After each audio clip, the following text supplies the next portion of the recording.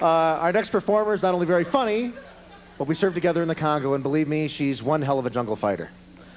She's a regular on the Larry Sanders Show. She hosts Comedy Product at Comedy Central. She was in Reality Bites, and she'll soon be starring in the feature films The Truth About Cats and Dogs and Largest Life. And she says it'll all mean nothing if she doesn't get to sing at the Super Bowl halftime show. Please welcome Janeane Garofalo.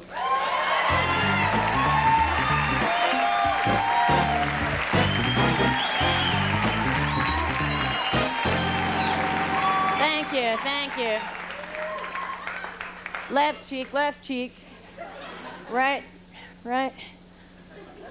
That's not my opener. Okay, sorry.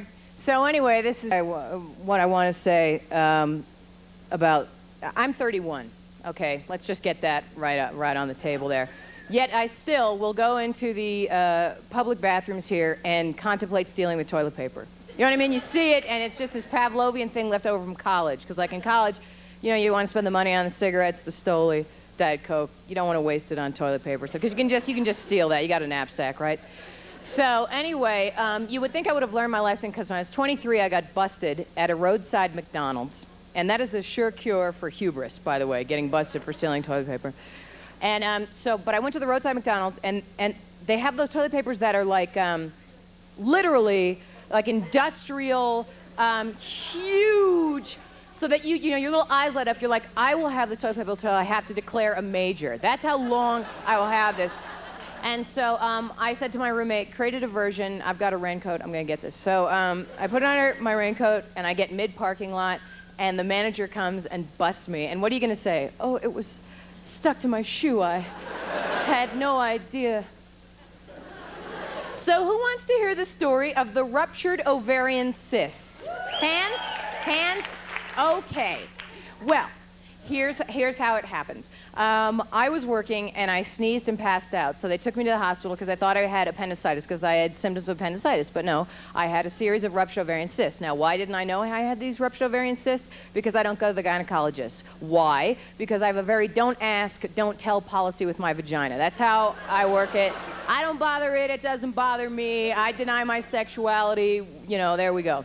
So I get there, and I had to have an exam, you know, because it was these cysts that ruptured, and the gynecologist goes, you know how rare that is to rupture your cyst while sneezing? I mean, you have to be dropping an egg.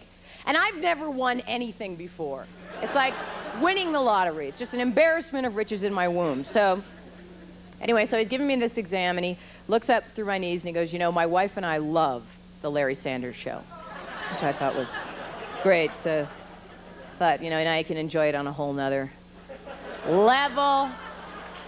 And let me ask you this about tumors and cysts. When anyone has them removed, what size are they? Everybody gets a cyst removed.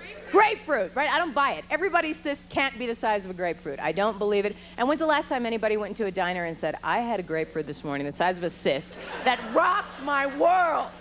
Ruby red. So when you do these shows, they put you up in a hotel so you get cable TV. And I saw, speaking of rocking my world, I saw a movie, 3 a.m. this morning, that was so original and so good, Tango and Cash. Let me explain it. Hear me out. I don't know what the genre, I think it's called a buddy cop film. I'd not heard of anything like this before, but let me explain the premise of this movie to you. Two cops, damn good cops, okay? But a little mismatched. One of them's a little bit of a loose cannon. You know what I mean? He likes to bend the rules just a little bit. The other one's a little more straight-laced. And it turns out they don't get along very well right off the bat.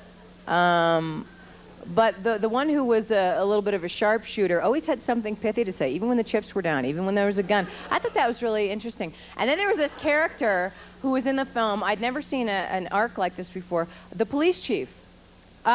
He was always angry, though. He was always yelling. And, I mean, he was on the phone with the mayor's office all morning. I mean, come on, $2,000 for a plate glass window? Hand in your star. I mean, I think writers who write stuff like that in Hollywood should have to wear scarlet L's on their sweater for loser. I don't even speak during sex for fear of sounding trite. That's the commitment I make in my life, okay? Speaking of which, I saw Speed on cable. I don't buy it.